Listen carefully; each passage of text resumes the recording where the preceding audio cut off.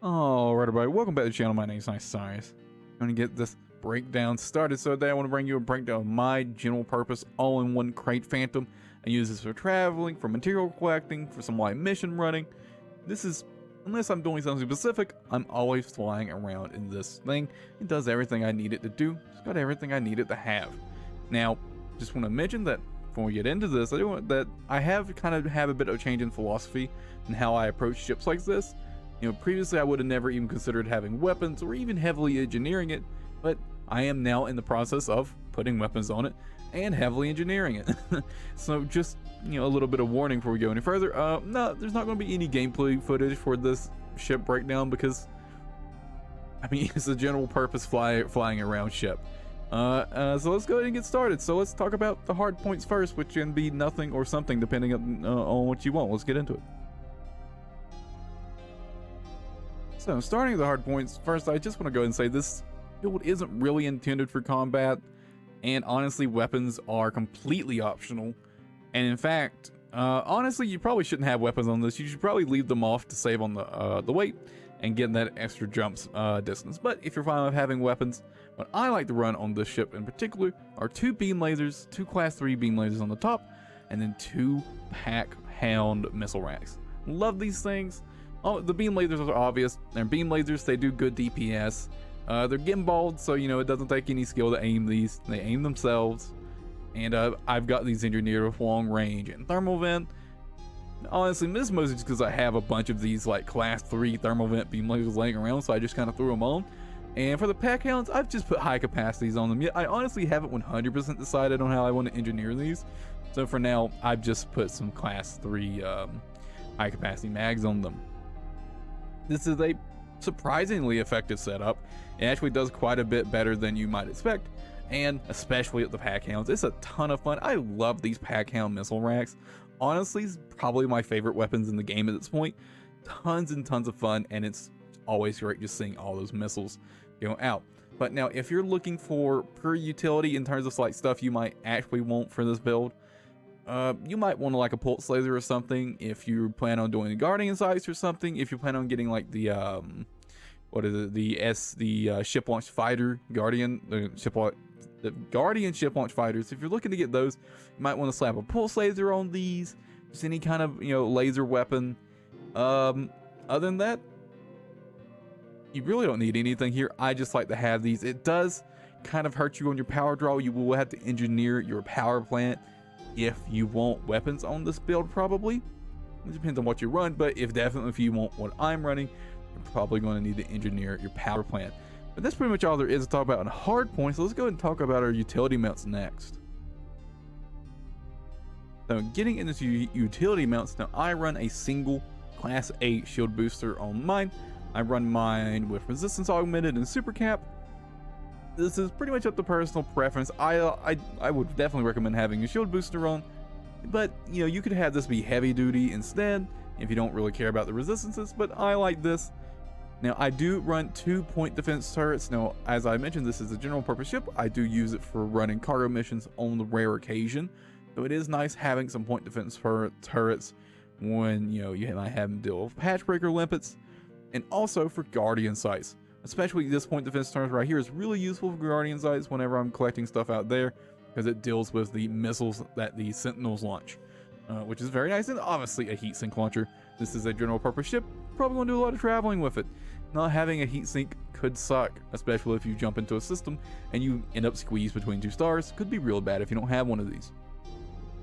Now, if you're not planning to do much guardian sight stuff, or you're not planning to do any like cargo missions with this ship, you could honestly replace one or even maybe both of these point defense turrets with more shield boosters if you have the power leeway. As you can see, I currently do not, so that's mostly just because I haven't finished engineering the ship yet, but this is much as personal preference. Just definitely make sure you have a heatsink launcher, and I would recommend at least 1 shield booster personally. And that's going to be about it for you too. So let's go ahead and get into the core internals now. So getting into the core internals, first for my alloys, I'm sticking with lightweight alloys. I haven't done it yet, but I tend to engineer these with lightweight. And I just don't really want to take the extra weight from going like heavy duty deep plating. So I've decided just to stay really light on my hull and just kind of try to make sure I'm out of a situation before my shields run out. Now, getting into the power plant, I'm running a 6A power plant. It's currently engineered with armored. I haven't exactly fully engineered this yet. I need to go get it experimental, and it's actually not fully engineered at grade 5 either.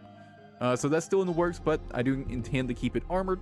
Armored is pretty nice. It does add a little bit of weight, but extra power brawl, better heat efficiency, and obviously better integrity. Armored is quite good. You know, if you want, you could, especially if you're not running any weapons, you could go like low emissions instead, or just not engineer it at all. But definitely, if you're running weapons like I am, especially running such power-intensive weapons like I am, you are definitely going to engineer your power plant if you're only running a 6A like me. Now, the reason I'm running a 6A is because I do want to save on weight to get extra jump range. And the reason I'm choosing a 6A over a 7D is because a 6A is actually an upgrade over 7D in every way. Something you see a lot if you're just kind of getting into the game and you're just kind of looking around, you might see people recommend you take Class D parts to save on weight, but a little secret, I guess, or something I guess a lot of people just don't really notice, is that, let's say if you're thinking of running a 7D power plant to save on weight, like I said, the 6A is a complete upgrade in literally every way. It weighs less, it generates more power, and it's more heat efficient. Literally an upgrade in every way. Obviously, it's more expensive, but yeah, it is what it is. Now for the thrusters, obviously, considering things with Thargoids going on, I do use this ship to travel through Thargoid territories. So one of the things that's really important for this ship is to be able to outrun Thargoids. You can see my current top speed at boost is 600 or 562, and this isn't even fully engineered yet. But if you intend to take a ship, you know, any ship through Thargoid territory, unless you're really confident in beating every Thargoid you come across, you're really going to want to make sure you can outrun them, which is around, you basically want to at least be able to go at least 530 meters per second. Again, dirty drive, or it's dirty drive drag drives. This is obviously the standard. Very, very good. I haven't finished engineering this yet. I need to go get some more pharmaceutical isolators before I can finish this, but just make sure you can go at least 530 if you're planning to deal with Thargoids at all. Now, I just use the pre-engineered frameshift drive. This thing's very, very good. Just go buy this for materials. Otherwise, and if you don't want to get the materials for it, you can just use a regular old long increased range mass manager, right?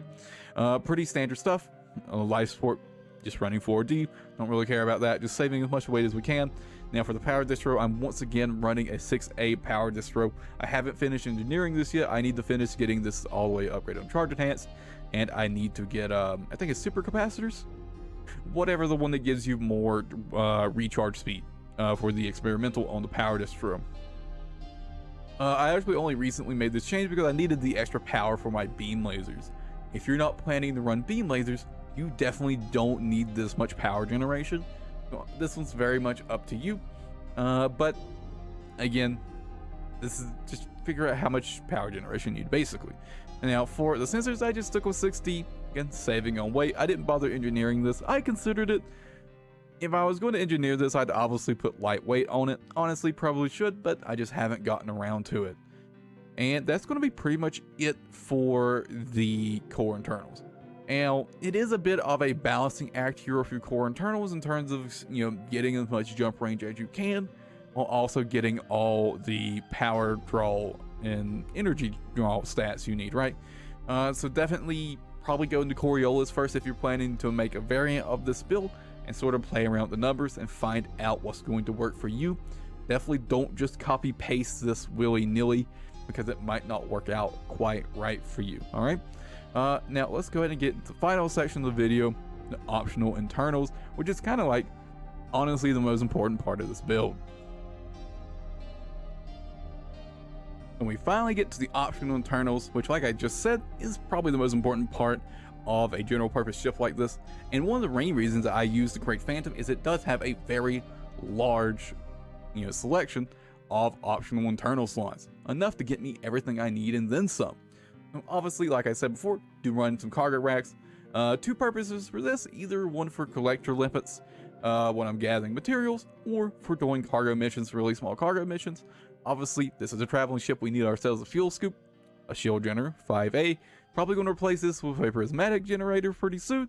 And then once I get my power plant upgraded, am running a frameshift strike booster. This is kind of up to you. If you don't have this, you can obviously live this out, but it is a lot of extra jump range. Just this single part does give me 10.5 light years of jump range. If you have these unlocked, I definitely highly recommend you slap one of these in any sort of ship you use for traveling. We've obviously got a planetary vehicle hangar bay, for any of our on foot needs, or I guess not on foot needs, but our SRV needs.